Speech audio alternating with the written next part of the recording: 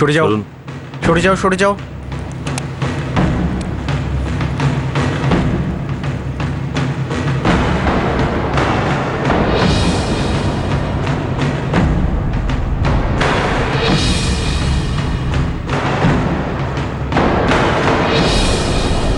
এ কি এ গ্রামের? আপনাদের মধ্যে সবার প্রথম কে একে দেখেছে? স্যার, আমি কাজে যাচ্ছিলাম, তখন আমি লাশটাকে দেখি আর আমি পুলিশকে ফোন করি। স্যার, শুধু একটাই আইডেন্টিফিকেশন রয়েছে, তাবিজ। মুখটাকে তো পুরো নষ্ট করে দিয়েছে। আশেপাশে গাড়ির চাকার দাগ, হয়তো গাড়িতে বডিটা এনে এখানে ফেলে দেওয়া হয়েছে। স্যার, এদিকেও গাড়ির টায়ারের চিহ্ন রয়েছে। মনে হয় মুখের ওপর দিয়ে গাড়ি চালিয়ে দিয়েছে, যাতে চেনাটা অসম্ভব হয়ে যায়। একে চেনা যাবে না এটা তো অসম্ভব রমন, কেননা সমস্ত অপরাধী হয়তো এটা ভুলে যায়। হয়তো সে এটা জানেই না যে আমাদের কাছে প্রমাণ লোপাটেরও প্রমাণ থাকে। একটা লাশ আছে, একটা তাবিজ আছে, আর আশেপাশে গাড়ির চাকার দাগ। কেসটা শুরুর জন্য এটাই যথেষ্ট। ফাঁকা জমি, কিন্তু হতে পারে এর মধ্যে সূত্র আছে। আশেপাশে দেখো।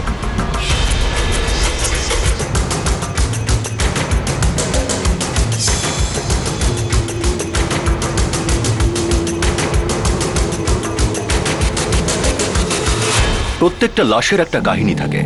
মুখ বিকৃত করে দিলেই কাহিনী বিকৃত করা যায় না, বরং সেই কাহিনী একটা জটিল মোড় নিয়ে বসে, যা অন্য অনেক কাহিনীকেই আত্মগোপনের অন্ধকার থেকে আইনের আলোর সামনে উপস্থিত করে। একটা লাশ আছে, একটা তাবিজ আছে, আর আশেপাশে গাড়ির চাকার দাগ। কেসটা শুরুর জন্য এটাই যথেষ্ট। এতগুলো সম্পর্ক, এতগুলো লোক, এতগুলো নাম। আমরা এই রাস্তায় ড্রাইভ তো করেই যাচ্ছি, কিন্তু এই রাস্তাটা কোথায় যাচ্ছে আমাদের কোনো ধারণা নেই।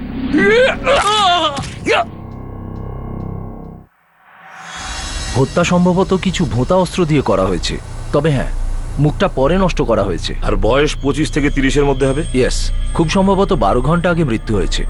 12 ঘন্টা আগে মানে খুনটা কাল রাতে হয়েছে। হ্যাঁ। তারপরে লাশটাকে কোনো ফাঁকা জায়গায় ফেলা হয়েছে। শুধু দুটোই আইডেন্টিফিকেশন মার্ক আছে, একটা হলো তাবিজ, দ্বিতীয়টা হলো ওই শরীর। জামা কাপড়ও এত ময়লা যে ওর মধ্যে আইডেন্টিফিকেশন করা সম্ভব নয়। আশা করছি কোনো মিসিং কমপ্লেনই এই কেসের খাতা খুলবে। স্যার, উত্তর কানাডা আর দক্ষিণ কানাডা দুটো জেলার সব পুলিশ স্টেশনের লাশের ছবি আর কেস ডিটেলস পাঠিয়ে দিয়েছি। মিসিং কমপ্লেন্টের সাথে ম্যাচ করে দেখা হচ্ছে। রমন, এটা কি? বডি স্যার, মুখটা বিকৃত করা হয়েছে। আসলেই বিকৃত মুখ কোনো বিকৃত সম্পর্ককে ইঙ্গিত করছে। হয়তো নানা রকম বিষয়ে এতটাই বিষ উৎপন্ন করেছে যে সে এইভাবে খুন করেছে। রমন, আমি আজ পর্যন্ত বুঝতে পারলাম না যে মানুষ মার্ডারকে কোনো প্রবলেমের সলিউশন কি করে বেছে নেয়।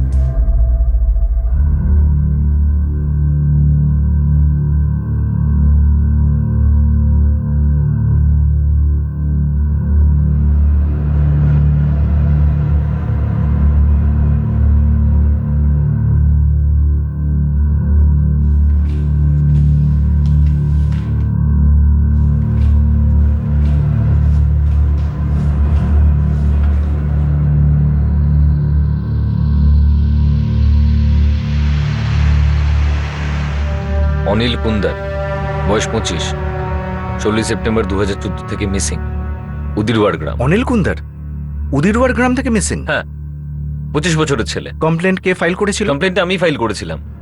আসলে যে অনিল এই হসপিটালে অ্যাডমিট ছিল।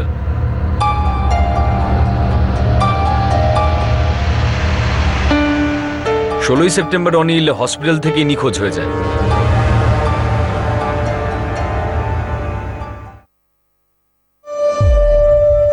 এই পেশেন্টটা কোথায় গেল? ও তো অনেকক্ষণ থেকে নেই। 16ই সেপ্টেম্বর সে যে হসপিটাল থেকে নিখোঁজ হয়েছে, এখনো পর্যন্ত কোনো পাত্তা নেই। কিন্তু ওকে হসপিটালে অ্যাডমিট করা হয়েছিল কেন? প্রবলেম কি ছিল?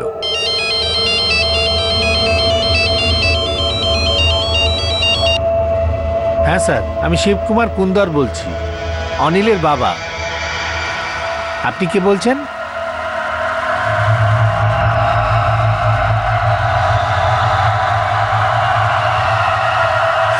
হ্যাঁ স্যার, আমি এক্ষুনি আসছি। কি হয়েছে? কার ফোন ছিল? কারণ নয়, এমনি। লুকাচ্ছ কেন বাবা? দাদার ব্যাপারে কোনো খবর পেলে? পুলিশের ফোন ছিল? হ্যাঁ, বলো না কি হয়েছে? কি লুকোবো বল না, ওই ফোন কোম্পানির ফোন ছিল, জরুরি একটা কাজ আছে, আমি আসছি আসছি।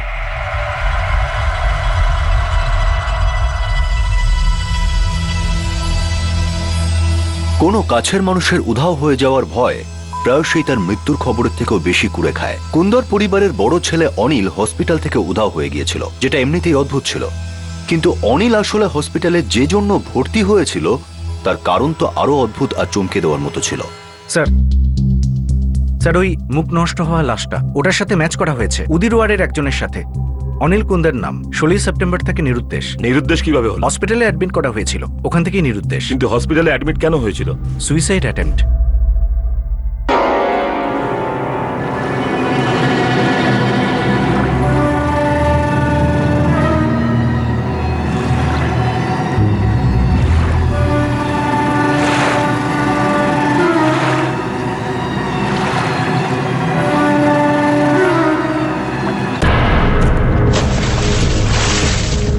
আরে ওই দেখ,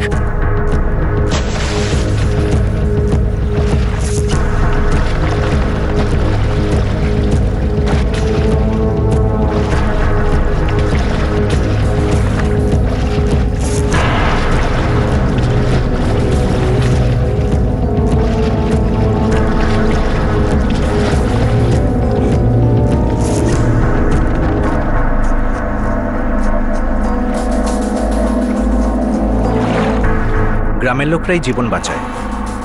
কিন্তু নদীতে কেন ঝাঁপ দিল? এমন কি ঝড় এসেছিল ওর জীবনে? আমার মাথায় প্রচুর দেনা চেপে বসেছিল, ফেরত দিতে পারতাম না।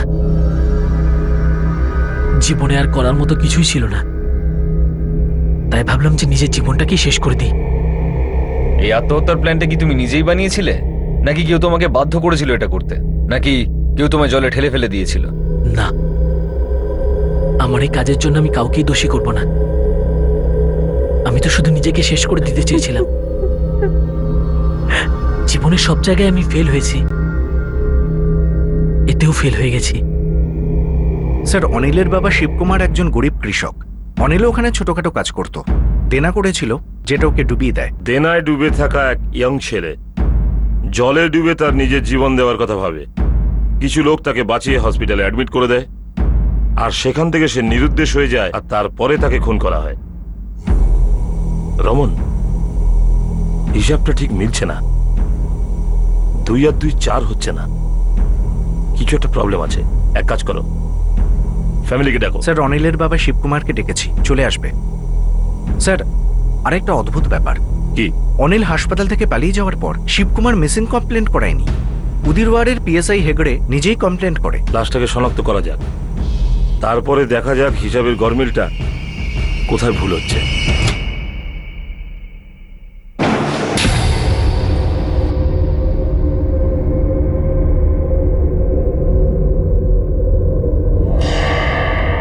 এই তাবিজ বডি থেকে পাওয়া গেছে।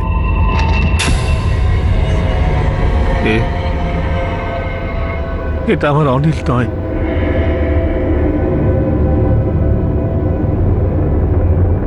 এই তাবিজ এর কোমরে বাঁধা ছিল,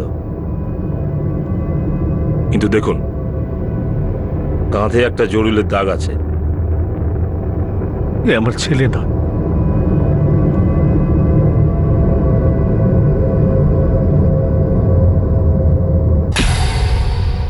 চোখে সত্যি কিন্তু মুখে মিথ্যা। এই লাশটা ওনার ছেলেরই। তাহলে মিথ্যে বলবে কেন স্যার? মিথ্যে বলার যে কোনো কারণ থাকতে পারে, হতে পারে খুনি সেই নিজের বাবা। স্যার রমন, খুনটা রক্তের সম্পর্ক দেখে হয় না। এর বাড়িতে আর কে কে আছে? শিবকুমারের স্ত্রী সরিতা আর ছোট ছেলে ভেঙ্কট। শিবকুমারের মিথ্যে বলার পিছনে কোনো না কোনো কারণ তো নিশ্চয়ই আছে, না হলে একজন বাবা তার ছেলেকে শনাক্ত করতে অস্বীকার কেন করবে?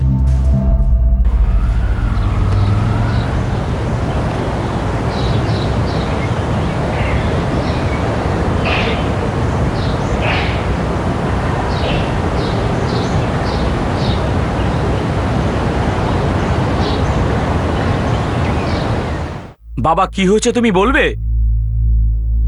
বলো না বাবা, কোথায় গেছিলে? কোথা থেকে আসছো তুমি? কিছু লুকোচ্ছ তুমি? বাবা, দাদার কি কোনো খবর আছে? হ্যাঁ, সত্যি বলো। বললাম তো আমি, অনিলের কোনো খবর নেই। তা তুমি কোথা থেকে আসছো? হাত কেন কাঁপছে তোমার? কাজে গিয়েছিলাম। বাবা,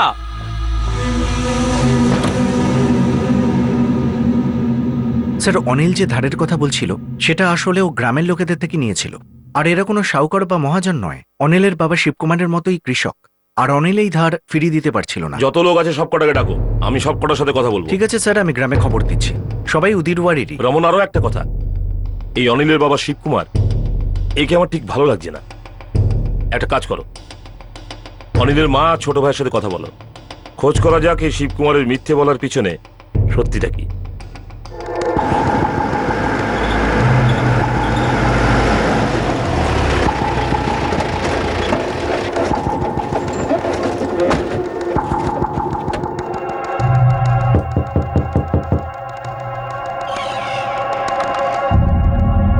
হ্যাঁ স্যার, কি হয়েছে?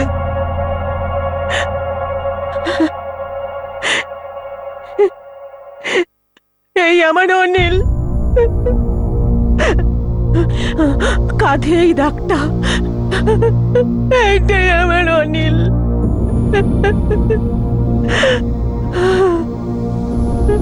আর এই তাবিজ? এটা তো মা নিয়ে এসেছিল ওর জন্য 2 বছর আগে। তুই তো শুধু বলেছিলি সপ্তাহে একদিন গিলবি, কতবার গিলেছিস আজকে?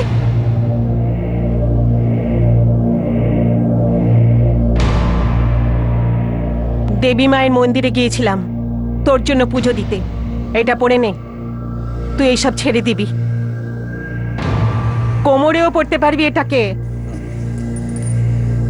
কে করলো আমার অনিলকে এইরকম? মেরে ফেলেছে আমার ছেলেটাকে। সারিতা দেবী, আপনার ছেলে অনিল। এটা তখনই জেনে গেছিলাম যখন আপনার স্বামীকে বডি শনাক্তকরণের জন্য পুলিশ স্টেশনে ডাকা হয়েছিল। ওনার চোখে আমি একজন বাবার কষ্ট দেখতে পেয়েছিলাম, কিন্তু উনি আমাদের মিথ্যে বলেছেন। উনি বলেছিলেন যে আপনাদের ছেলে অনিল নয়।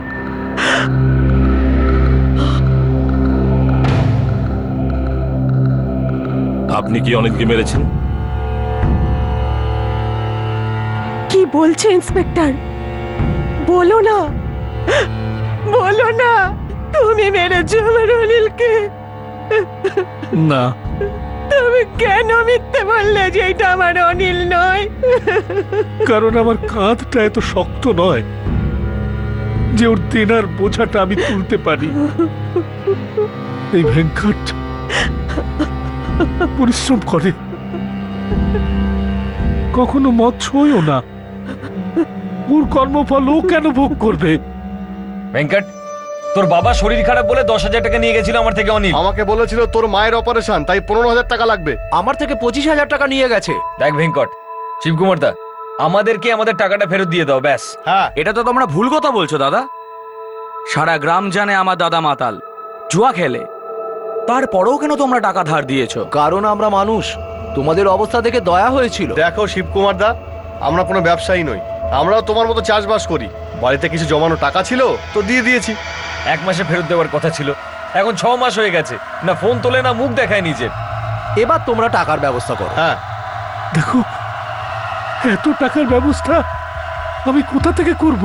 দেখো, তোমরা তো সবই জানো যে আমরা জমি থেকে কতটা ফসল পাই। তো আমাদের জমি চাষ করলে কি পাওয়া যায়? হ্যাঁ সোনা। দেখো, 1 সপ্তাহ সময় দিচ্ছি তোমাদের দুজনকে, তার মধ্যে আমাদের সবার পাই পয়সা চুকিয়ে দেবে তোমরা দুজন, না হলে খুব খারাপ হবে আর কারোর কোনো ভালো হবে না। মনে রাখবে, চলো। 6 মাস ধরে কি করছিল আমরা কিচ্ছু জানি না। প্রায় দিনই পাওনাদার এসে আমাদের হুমকি দিত। আমরা শুনতে পেয়েছিলাম যে অনিল নদীতে ঝাঁপ দিয়েছে।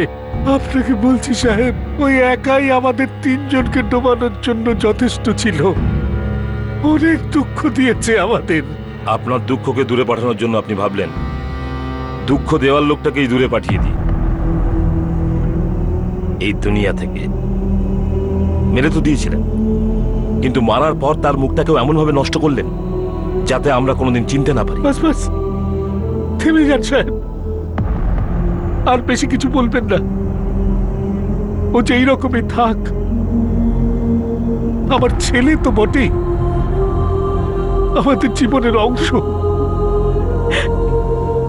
আমি শুধু ওর ধারের বোঝাটা কাঁধে নিতে পারবো না বলে ওকে চিনতে অস্বীকার করেছিলাম। যাতে বাকিরা সবাই জানতে পারে যে সে জীবিত, একদিন ফিরে আসবে আর সমস্ত ধার মিটিয়ে দেবে। যাতে পাওনাদাররা আমাকে আর ভেঙ্কটকে বিরক্ত না করে। আর ওরা যদি এটা জেনে যেত যে অনিল মারা গেছে, তাহলে আমাদের দুজনের রক্ত চুষে ওরা টাকা উসুল করত। স্যার, আমার বাবা আর আমি সারাদিন জমিতে কাজ করি, আমাদের হাতে কিছুই থাকে না, তারপরও আমরা কোনো ভুল কাজ করি না। জানি না অনিল কি করে আলাদা হয়ে গেল। অনেক লোকের কাছ থেকে আমাদের নামে টাকা ধার করে বেড়াতো নিজের ফুর্তির জন্য। আমরা খুবই সাধারণ আর খুবই গরিব লোক স্যার। শিবকুমার, ভেঙ্কটের সারিতা তিনজনেরই ঠিকুজি গোষ্ঠী বার করো। স্যার ওরা খুব গরিব লোক, সাদাসিধে মানুষ। চাহিদার আগুন লোহাকেও মোম বানিয়ে দেয় রমন। দারিদ্র্যের সব থেকে বড় চাহিদা আর কি হতে পারে? এটা হয় কেউ নয় করে দেয়। ঠিক আছে স্যার, আমি খোচরদের কাজে লাগাচ্ছি। আর স্যার ওই তিনজন পাওনাদার নন্দকুমার, রামেশ্বর আর আসিফ পুলিশ স্টেশনে পৌঁছে গেছে।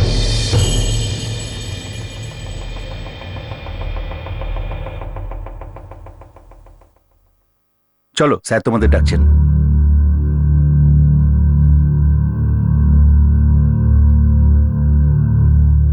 দেখো, আমার মেজাজ আগের থেকেই খুব খারাপ। এর মধ্যে তোমরা যদি মিথ্যে বলো তাহলে তোমাদের লাইফ খারাপ করে দেবো। মিথ্যে তো অনিল বলেছিল স্যার। আর তোমরা তো সত্যিটা জানতে যে অনিল একটা মাতাল জুয়ারি, তাও তাকে ধার দিয়েছিলে। স্যার, আমরা ভেবেছিলাম ও ভালো হয়ে গেছে, মা বাবার হয়তো সেবা করতে চায়। আর গ্রামে তো আমরা একে অপরকে সাহায্য করেই থাকি স্যার। হ্যাঁ স্যার, শিবকুমার দা আর ভেঙ্কটের মতো আমরাও চাষি স্যার, আমাদেরও অল্প জমি আছে। আর হয়তো এই ছোট জমিটাকে তুমি বড় করতে চেয়েছিলে। তুমি অনিল আর শিবকুমার বাবুর জমিটা চাইছিলে, আর এটা জানা সত্ত্বেও যে অনিল, তার বাবা শিবকুমার, তার ভাই ভেঙ্কট তোমাদের টাকা কখনোই শোধ করতে পারবে না। তোমরা সবাই জেনে বুঝে একটা মাতালা জুয়ারিকে ধার দিয়েছিলে। না না স্যার, আমরা ওরকম নই। আমরা তো ওকে যে ধার দিয়েছিলাম সেটা বন্ধুত্বের খাতিরে দিয়েছিলাম। স্যার কান্নাকাটি করে মাথা খারাপ করতো স্যার। আর তাকে মাথা থেকে নামানোর জন্য তোমরা ওকে মার্ডার করে দিলে। মার্ডার? স্যার, আমরা আজ পর্যন্ত কারুর গায়ে হাতই তুলিনি। 6 মাস আগে ও যখন হারিয়ে গেল তখনও পুলিশ আমাদের জেরা করেছিল। আর এখনো স্যার আপনারা সেটাই করছেন। মানে আমরা কি ভুল করেছিলাম স্যার? আমরা ওকে আমাদের কষ্টে সব টাকায় ধার দিয়ে দিয়েছিলাম। আর কি করেছি আমরা? কিছুই না। কিছু করনি সেটা তোমরা বলছো, আমরা তো এখনো কিছু বলাই শুরু করিনি। আর করাও। আপনার যা করার আপনি করুন, কিন্তু সত্যি এটাই যে অনিল আমাদের টাকা নিয়ে পালিয়ে গেছে। হ্যাঁ স্যার। স্যার, ওকে মেরে ফেলে আমরা কি আর পয়সা পাবো? শান্তি তো পেয়েছো, অনিলের জীবন নিয়ে নিজেদের মনটাকে তো শান্ত করেছো। আমরা শান্তি তখন পাবো স্যার যখন আমরা আমাদের টাকাটা ফেরত পাবো। আমরা সত্যি বলছি স্যার, আমরা কিচ্ছু করিনি। স্যার এই তিনজন পাওনাদার নন্দকুমার, রামেশ্বর আর আসিফ, এদের কোনো ক্রিমিনাল রেকর্ড নেই আর ফোন রেকর্ড থেকেও কিছু পাওয়া যায়নি। সুইসাইড অ্যাটেম্প্ট হয়েছিল ধারকে নিয়ে। এই তিনজন পাওনাদার অনিলকে হুমকি দিচ্ছিল এই ধারের ব্যাপারে। আর অনিলের বাবা শিবকুমার আমাদের মিথ্যে বলেছে ধারের ভয়ে। তাহলে এই খুন আর মুখ নষ্ট করে দেওয়াটা কোনো না কোনো সম্পর্ক তো আছে এই ধারের সাথে, বা কম করে টাকা নিয়ে। এটাও তো হতে পারে যে আরো পাওনাদার আছে যাদের সম্পর্কে ফ্যামিলি জানে না, কোনোদিন আসেওনি। স্যার একটা অদ্ভুত ব্যাপার, সুইসাইড অ্যাটেম্প্ট করার 6 মাস আগে থেকে অনিল নিরুদ্দেশ। কেউ জানে না ও কোথায় ছিল আর কি করছিল, কেউ ওকে দেখেওনি। মানে যা কিছু হওয়ার তাই 6 মাসের মধ্যেই হয়েছে। রমন, এই সুইসাইডের কি আরো কোনো কারণ থাকতে পারে? এই ধার ছাড়া, কোনো অ্যাফেয়ার বা অন্য কিছু? কিছু তো গন্ডগোল আছে, কারণ সুইসাইড অ্যাটেম্প্ট করার পরেও ও হসপিটাল থেকে পালিয়েছে। নিজে পালিয়েছিল নাকি জোর করে কেউ তুলে নিয়ে গিয়েছিল? কেউ ওকে পালাতে দেখেছিল? কেউ তো দেখেনি স্যার। অনিলের হত্যার রহস্য ঠিক যেন পেঁয়াজের মতো ছিল, যা প্রতি পরতের সাথে একটা নতুন গোপন তথ্য সামনে আনছিল। কিন্তু অনিলের হত্যার সত্যতাকেই লুকিয়ে রাখছিল। একটা পেঁয়াজের মতোই অনিলও বেশ কিছু মানুষকে কাঁদিয়েছিল, বিশেষ করে তার পরিবার আর তার ঋণদাতাদের। আর এবার এমন এক পরত খুলল যা সবাইকে চমকে দিল। সুইসাইডের পর অনিল যখন উধাও হলো, তখন তার কিছু চেনা পরিচিত উধাও হয়ে গিয়েছিল।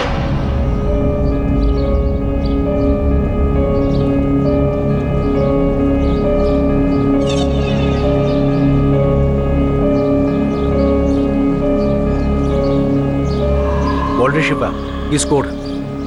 স্যার, যে লোকটার ফিল্ডিং করতে বলেছিলেন সেই লোকটার তো না আছে 4-6 মারার ক্ষমতা, না আছে সিঙ্গেল নেওয়ার। অনিলের বাড়ির লোক তো খুব ভালো স্যার, সারা জীবন ফিল্ডিং দিয়েই গেল। অনিল ওদের সবচেয়ে কমজোর প্লেয়ার ছিল, কখনো রান আউট করিয়ে দিত বা কখনো হিট উইকেট। তার মানে ওরা ওদের টিম থেকে অনিলকে ড্রপ করে দিয়েছিল। কিভাবে ড্রপ করলো? স্যার, সাধারণ জীবনে কাউকে ড্রপ করাতে গেলে অনেক টাকা খসাতে হয়। মানে ওদের কাছে তো খাওয়া দাওয়া করারই টাকা নেই। শিবা, একটা লোককে মার্ডার করা হয়েছে, আর লোকটাকে পুরো প্ল্যান করে মেরেছে। এই মার্ডার থেকে কারুর না কারুর তো লাভ হয়েছেই। লাভ ক্ষতির ব্যাপারে ক্লিয়ার নই স্যার, কিন্তু একটা অদ্ভুত ব্যাপার। কি স্যার, এই যে অনিল আছে না, দুটো লোকের সাথে নেট প্র্যাকটিস করতো, মানে ভালো বন্ধুত্ব। কারা ছিল এই দুজন? বিশ্বাস বার্গি আর চন্দর মালকি, এরা সবাই একই জায়গায় থাকে। স্যার, যবে থেকে অনিল গায়েব হয়ে গেছে তবে থেকে এরা দুজনও গায়েব। মানে অনিলের সুইসাইড অ্যাটেম্পটের 6 মাস আগে থেকে? হ্যাঁ স্যার, জগৎপুরম থানার যে কামত স্যার আছে না, সে অনিলকে আর ওর বন্ধুগুলোকে খুঁজছিল। অনিল আর এরা দুজন ওয়ান্টেড? কি করেছিল না ওরা? স্যার, সেইভাবে তো ওয়ান্টেড ছিল না, কিন্তু কোনো কেসের ব্যাপারে কামত স্যার ওদের 3 জনকে জিজ্ঞাসাবাদ করেছিল। তাহলে অনিল যখন হসপিটালে ছিল তখন তোলেনি কেন? ও তো ওখানেই ছিল। এখানেই তো ইন্ডিয়া হেরে যায় স্যার, একটা টিমের মধ্যে কোঅর্ডিনেশনের খামতি। উদিরওয়াড় পুলিশ স্টেশন থেকে জগৎপুরম পুলিশ স্টেশনে খবর যায়নি, তারপর যা হওয়ার, অনিল হাওয়া হয়ে গেল।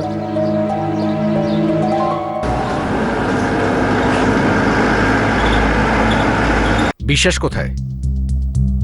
জানি না সাহেব, তাহলে কে জানে? কেউই জানে না সাহেব। 6 মাস আগে বলেছিল কাজে যাচ্ছি, এখন পর্যন্ত ফেরেনি, ওর কোনো খবরও পাওয়া যায়নি। ঠিক আছে, টাকা রোজগার করতে যাচ্ছিস খুব ভালো, কিন্তু কোথায় যাচ্ছিস, কি কাজ করবি সেটা অন্তত বল। সময় হলে আমি সবকিছু বলে দেবো বাবা। আমি তাড়াতাড়ি ফিরে আসবো। এবার আমি আসি বাবা।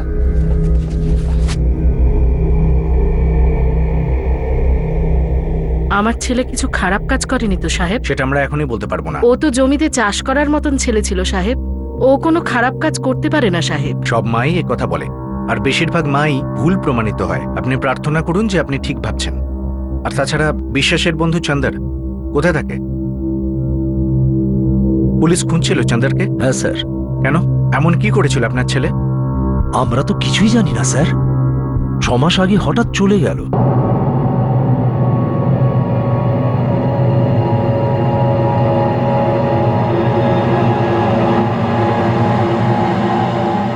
আপনার ছেলে আর বিশ্বাসের বন্ধু অনিল, খুন করা হয়েছে ওকে।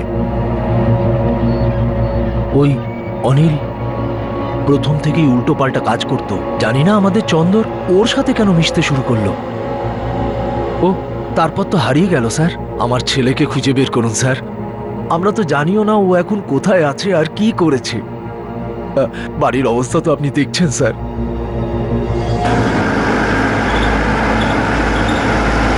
রমন, জগৎপুরম স্টেশন ইনচার্জের থেকে অনিল ও তার বন্ধুদের সমস্ত ফাইলস নিয়ে এসো। এই কেসটা খুব জটিল মনে হচ্ছে। স্যার, অনিলের ফ্যামিলির ইনভলভমেন্ট রুল আউট করা যেতে পারে। আমাদের ওই খোঁচর শিবা ক্লিন চিট দিয়েছে ওদের। এই সময় আমরা কোনো অ্যাঙ্গেলই ক্লোজ করব না। এই কেসটায় যেরকম যেরকম পাতা উল্টাচ্ছি, এই ফেলে আসা পাতাগুলোই জবাব হয়ে দাঁড়াচ্ছে। খবর পেলাম যে অনিল কুন্দর নাকি সুইসাইড অ্যাটেম্প্ট করেছিল। হ্যাঁ, আর আমরা খবর পেলাম যে আপনি অনিলের 2 বন্ধু বিশ্বাস আর চন্দরকে খুঁজছেন। কি কেস ছিল? আপনারা তো চমকেই গিয়েছিলেন। কি একটা ছেলে সুইসাইড অ্যাটেম্প্ট করে, তারপর হসপিটাল থেকে পালিয়ে যায়, তারপর ও খুন হয়ে যায়। তারপর আপনি জানতে পারেন যে ওর 2 বন্ধু গত 6 মাস ধরে গায়েব। এখনো পর্যন্ত তো এটাই জানি। আরও চমকে যাওয়ার জন্য তৈরি থাকুন। আর একটা মিসিং কেস আছে, লক্ষ্মী দেবী। লক্ষ্মী দেবী? ইনি কে?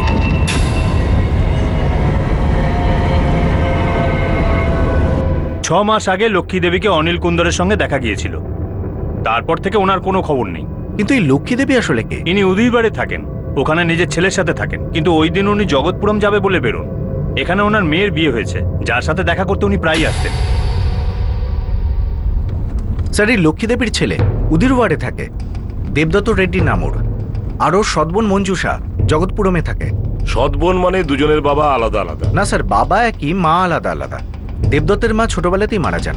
লক্ষ্মী দেবী ওর বাবার দ্বিতীয় স্ত্রী। এতগুলো সম্পর্ক, এতগুলো লোক, এতগুলো নাম, আর এদের মধ্যে একজন অনিল কুন্দার মারা গেছে। রমান, আমরা এই রাস্তায় ড্রাইভ তো করেই যাচ্ছি, কিন্তু এই রাস্তাটা কোথায় যাচ্ছে আমাদের কোনো ধারণা নেই।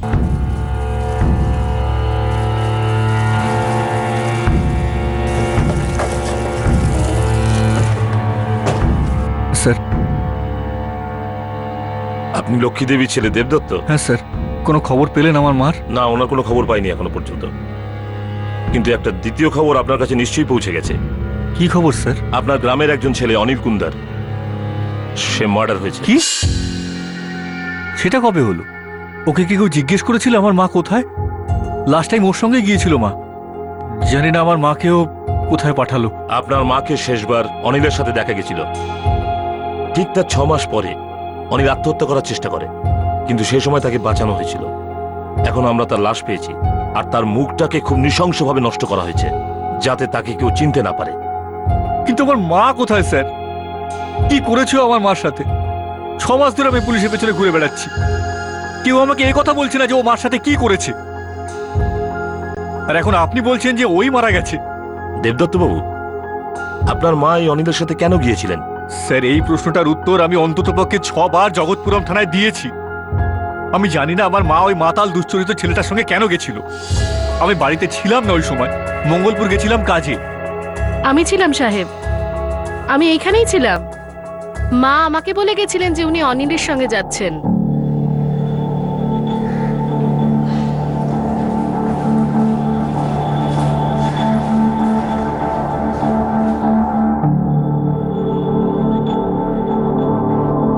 শোন অনিতা, আমাকে জগৎপুরম নিয়ে যাওয়ার মতো লোক পেয়ে গেছি। ও সোজা আমাকে মঞ্জুষার বাড়ি পৌঁছে দেবে।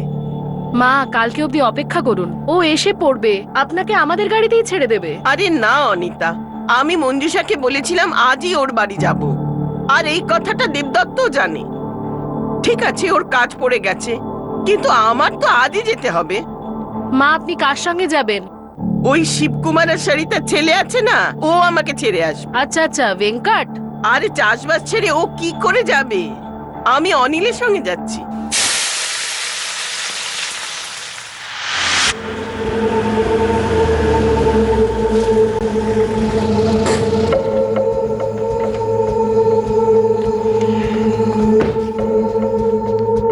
কি? কিন্তু তুমি মাকে আটকালে না কেন? আরে বেঁধে তো রাখতে পারি না। হাজার একবার বললাম ওনাকে যে তুমি কাল আসবে আর সবার আগে ওনাকে মঞ্জুষা দিদির বাড়ি ছেড়ে আসবে, কিন্তু না, আজকে যাবেন ঠিক করেছেন, মানে আজকেই। তা ওই অনিলের সঙ্গে? তারপর আবার ওর বাইকে, ডাবল সিট। কি ভাবো। হে ভগবান, কি হয়েছে আমার মার? এই বয়সে এই সব? যদি পড়ে গিয়ে হাত পা ভেঙে যায় তাহলে তো সবই গেল।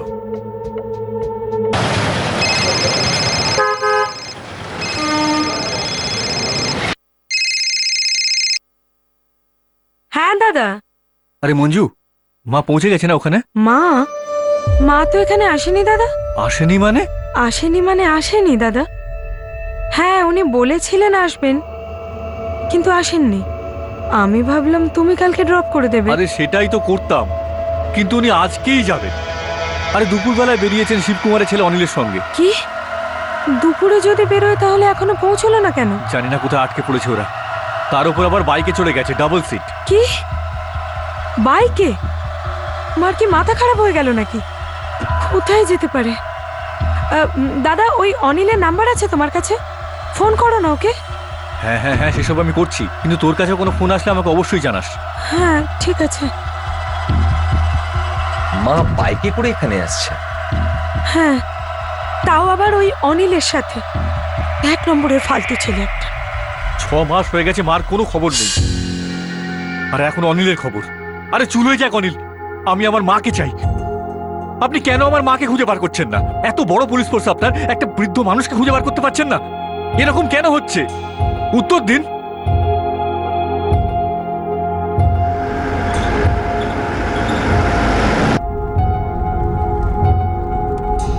এটা কি হচ্ছে? আমরা ইনভেস্টিগেশন করছি অনিল কুন্দার মার্ডার কেসে, কিন্তু আমাদের সামনে এখন একটা নয়, দুটো নয়, তিনটে মিসিং কেস চলে এসছে। একদিকে অনিলের বন্ধু চন্দন আর বিশ্বাস নিরুদ্দেশ, আর দ্বিতীয় দিকে ওই 60 বছরের বৃদ্ধা মহিলা লক্ষ্মী দেবী নিখোঁজ, যাকে অনিল নিজের বাইকে নিয়ে গিয়েছিল। আর স্যার একটা অদ্ভুত ব্যাপার, এই সব কেসগুলোই একসাথে জোড়া। কিন্তু এই কেসটা অ্যাকচুয়ালি কার? অনিল কুন্দরের? কেননা তার লাশ আমরা পেয়েছি। নাকি তার দুই বন্ধু চন্দন আর বিশ্বাসের? নাকি লক্ষ্মী দেবী? এমন কে কি করলো যে চারজনেরই কপাল একসাথে মিলে গেল? যতক্ষণ না জোড়া সাসপেক্টকে ধরতে পারছি ততক্ষণ এই কেসের সমাধান হওয়াটা খুব মুশকিল। শেট্টিবাবু, আমরা তদন্তে বেশি দূর এগোতে পারিনি, কেননা সমস্ত খেলোয়াড়ই রাতারাতি পালিয়ে গেছিল। অনিল, লক্ষ্মী দেবী, অনিলের দুই বন্ধু বিশ্বাস আর চন্দন। আপনি হয়তো জানেন যে দেবদত্ত আর মঞ্জুষা দুজনেই সৎ ভাই বোন। তাদের মা লক্ষ্মী দেবী নির্দেশ হওয়াতে দুজনের মধ্যে কে লাভবান হবে? আমরা দুজনকেই খুঁটিয়ে দেখেছি। হতে পারে এই নিখোঁজের ব্যাপারটা একটা নাটক।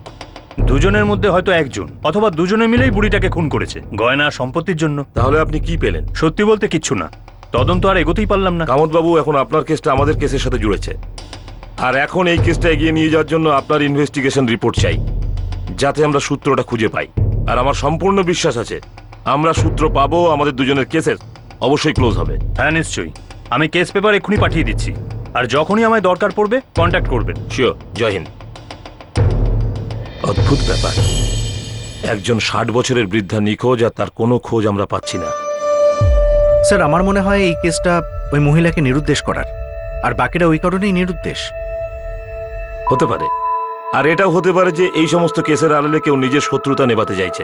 রমান, এই কেসটার সমস্ত দিক এলোমেলো হয়ে আছে। আমাদের এক একটা দিককে খুব নিখুঁত আর সতর্কভাবে জুড়তে হবে, কেননা একটা ভুল জুড়লে আমরা এই কেসটাকে কখনো ক্লোজ করতে পারবো না। অনিল কুন্দরের মার্ডার কেসের তদন্তের সঙ্গে এবার লক্ষ্মী রেড্ডির মিসিং কেসও জুড়ে গেল, যাকে শেষবার অনিলের সঙ্গেই দেখা গিয়েছিল। স্যার, জগৎপুরম থানা থেকে লক্ষ্মী রেড্ডি মিসিং কেসের ডায়েরি আছে।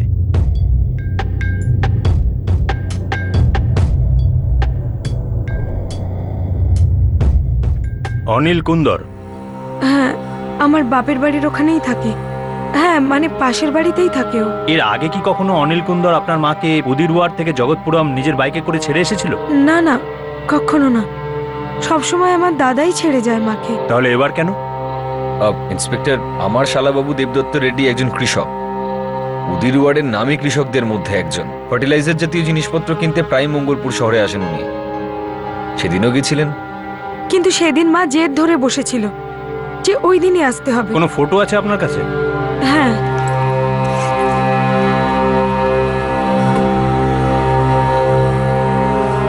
এনার মোবাইল নাম্বার বলুন। মোবাইল ছিল না ওনার কাছে, উনি ব্যবহার করতে পারতেন না। এটা অনিলের ফোন নাম্বার, আপনি নিজেই ফোন করে দেখে নিন দাদা। আমরাও খুব চিন্তিত, আমরাও জানি না যে অনিল এখন কোথায় আছে। তোমাদের অনিলের আমার মাকে জগৎপুরম ছেড়ে দেওয়ার কথা ছিল। মা ওর সাথে যায়, কিন্তু ও জগৎপুরম পৌঁছয়নি, মাকে অন্য কোথাও নিয়ে গেছে। আপনার কোথাও ভুল হচ্ছে। অনিল এরকম কেন করবে? আমার স্ত্রী অনিতাকে মা পরিষ্কার করে বলেছিল যে অনিল মাকে ছেড়ে দিতে যাবে। আপনি এই কথা বলতে চাইছেন যে আমার স্ত্রী অনিতা আমাকে মিথ্যা কথা বলছে? মা, আপনি অনিলকে এখানেই ডেকে নিতে পারতেন। কোথায় আপনি এখন মোড়ের মাথা অব্দি যাবেন আর ওর সঙ্গে দেখা করবেন? কেন আমি মোড় অব্দি যেতে পারবো না? আরে ভগবানের কৃপায় এখন সুস্থই আছি, আরো অনেকদিন চলাফেরা করতে পারবো। এবার আমি যাই। মা, মা, অনিল আপনাকে মঞ্জুষা দিদির দরজা অব্দি ছাড়বে তো, নাকি আমি দিদিকে ফোন করে বলবো আপনাকে কোথা থেকে এসে নিয়ে যেতে? কোনো দরকার নেই, সন্ধে হওয়ার আগে আমি ওর বাড়ি পৌঁছে যাব। আসছি, অনিল আমার জন্য অপেক্ষা করছে। দেখো দেবদত্ত, হয়তো অন্য কিছু হয়ে দাদা, থাকবে। অনিল যখন বলেছে আপনার বোনের দরজা পর্যন্ত ছেড়ে দিয়ে আসবে, তো নিশ্চয়ই ছেড়ে দিয়ে এসছে। ওর কিন্তু কথার দাম আছে। তোমার দাদা অনিলের আর কি কি গুণ আছে সারা গ্রামবাসী জানে ভেঙ্কট। কেউ বিশ্বাস করে না ওকে। কিন্তু আপনার মা তো ওকে বিশ্বাস করেছে না, ওর সাথে গেছে উনি। সবাই আমার মার মতন ভালো মানুষ নয় সরিতা দেবী। যদি আমার মার কিছু হয়ে যায় না, তাহলে তোমাদের অনিল খুব পস্তাবে যে কোন গর্তেও হাত ঢুকিয়েছিল। জগৎপুরম থানা থেকে লক্ষ্মী দেবীর নিখোঁজের না কোনো লিড পেয়েছে, না অনিল কুন্দরের। অদ্ভুত ব্যাপার।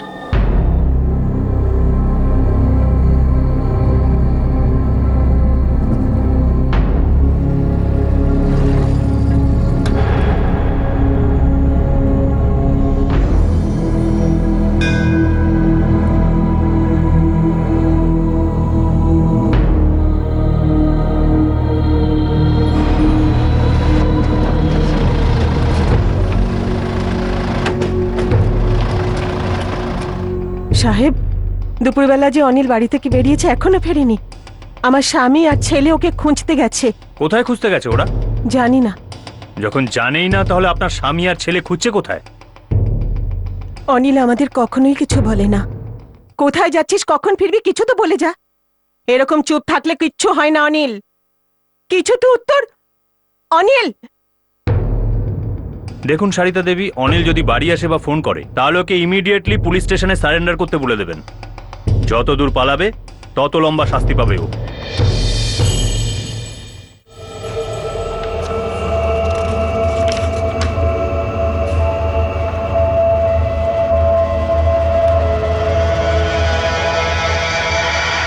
লক্ষ্মী দেবীকে অনিল তার বাইকে উদিরওয়ার থেকে জগৎপুরম ড্রপ করার কথা এটা শুধুমাত্র লক্ষ্মী দেবীর বৌমা অনিতাই জানতো না।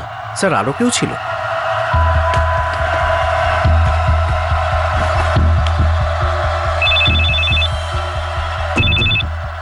জয়ন্ত শেট্টি বাবু। কামাতবাবু, আমি ফাইলটা দেখছিলাম। আপনি সেখানে লিখেছিলেন কেউ ছিল যে লক্ষ্মী দেবীকে অনিলের সাথে বাইকে যেতে দেখেছিল, আর সঙ্গে চন্দনার বিশ্বাসও ছিল। হ্যাঁ, একজন মহিলা ছিলেন, মন্দিরের বাইরে ফুল বিক্রি করতেন।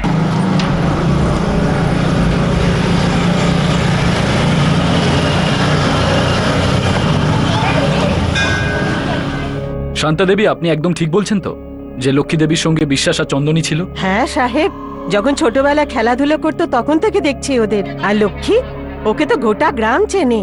এই চারজনই ছিল। খুব অদ্ভুত লেগেছিল যখন লক্ষ্মীকে অনিলের সাথে বাইকে করে দেখেছিলাম। লক্ষ্মী কোথায় আর এই ছ্যাঁচড়াটাই বাকি। স্যার, এই বিশ্বাস আর চন্দন দুজনকে ভালো করে চাপকাতে হবে। দুজনে মিথ্যে বলছে, গল্প বানাচ্ছে। আপনারা চন্দনার বিশ্বাসের সঙ্গে কথা বলেছেন? আগে হ্যাঁ, যেদিন আমরা ফুল বিক্রেতা মহিলা ওনার সাথে কথা বললাম তার একদিন আগে আমরা অনিলের বন্ধু বিশ্বাস আর চন্দনকে জিজ্ঞাসাবাদ করেছি যে অনিল কোথায়। স্যার, অনিল আমার কাছে পরশুদিন এসেছিল, বললো বাইক চাই ওর একটা। আমি বললাম বাইকটা দুজনের 50-50, একবার চন্দনকে জিজ্ঞেস কর। স্যার, সচরাচর আমি বাইক কাউকে দিই না, কিন্তু অনিল আমাদের ভালো বন্ধু, তাই আমি ভাবলাম বিশ্বাস যদি ওকে বলে তাহলে আমার তরফ থেকে ওকে। অনিল বাইক কেন নিয়েছিল? ও বলেছিল কাউকে ড্রপ করবে অন্য গ্রামে, আর সেম দিন রিটার্ন। আর তুমি দিয়ে দিয়েছিলে? হ্যাঁ। আর ও বাইক ফেরত দিয়েছিল? হ্যাঁ স্যার, কিন্তু অনেক রাতে দিয়েছিল স্যার। যখন অনিল বাইক ফেরত দিতে এসেছিল তখন কেউ একা ছিল? হ্যাঁ, একাই ছিল। বিশ্বাস, অনিল কি তোমায় এই কথা বলেছিল যে ও তোমারই গ্রামের লক্ষ্মী দেবীকে জগৎপুরম ছাড়তে যাচ্ছে? লক্ষ্মী জেঠিমা, দেবদত্তের মা? হ্যাঁ, উনি। না তো স্যার। চন্দন তোমায় বলেছিল? না স্যার। বিশ্বাস আর চন্দনকে এই জিজ্ঞাসাবাদের পর আমরা ছেড়ে দিলাম। আর দ্বিতীয় দিন আপনি ওই ফুল বিক্রেতা মহিলার কাছ থেকে জানতে পেরেছিলেন যে দুজনে মিথ্যে কথা বলেছিল। তারপরে কি হলো? ওরা দুজন পালিয়ে গেল? হ্যাঁ, রাতারাতি। ও তো কালই চলে গেছে সাহেব। কোথায় চলে গেছে? কিছু বলে গেছে? জানি না সাহেব, কিছু বলেনি আমাকে।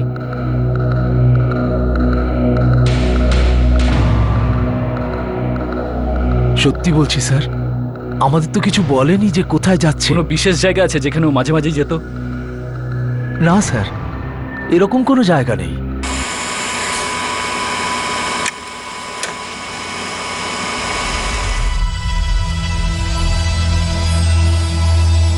খুব বড় ভুল হয়ে গেছে স্যার। ওদের দুজনকে না ছাড়লেই ভালো হতো। মিথ্যে বলেছে আমাদের যে অনিল ওর বাইক নিয়ে গিয়েছিল আর পরদিনই ফেরত দিয়ে দিয়েছিল। কল রেকর্ড থেকে সবই পরিষ্কার জানা যাচ্ছে স্যার। যেদিন লক্ষ্মী দেবী গায়েব হয়েছিল এরা দুজনেই অরণ্য নদী আর আমাদের জগৎপুরমেই ছিল। যেখানে অনিল ছিল সেখানে এই দুজনেও ছিল। এই তিন বন্ধু মিলে কোনো ষড়যন্ত্র করেছিল স্যার। দেখো, ষড়যন্ত্র তো করেই ছিল, কিন্তু আমি জানি না যে ষড়যন্ত্রটা কে করেছিল। হতে পারে এই তিনজন বোরে, আর লক্ষ্মী দেবীকে জেনে শুনেই এই অনিলের সাথে পাঠানো হয়। আপনি লক্ষ্মী দেবীর ছেলে দেবদত্ত বা মেয়ে মঞ্জুষা, এই দুজনের মধ্যে কাউকে সন্দেহ করছেন? দুজনের উপরই। আমার মনে হচ্ছে এরা নাটক করছে, মিথ্যে বলছে, এটা দেখানোর জন্য যে লক্ষ্মী দেবী নিখোঁজ হয়ে গেছে আর অনিলই কিছু করেছে। আমার মনে হচ্ছে ষড়যন্ত্র আরো গভীর, আসল উদ্দেশ্যটা অন্য কিছু, মনে হচ্ছে অনেক বড়।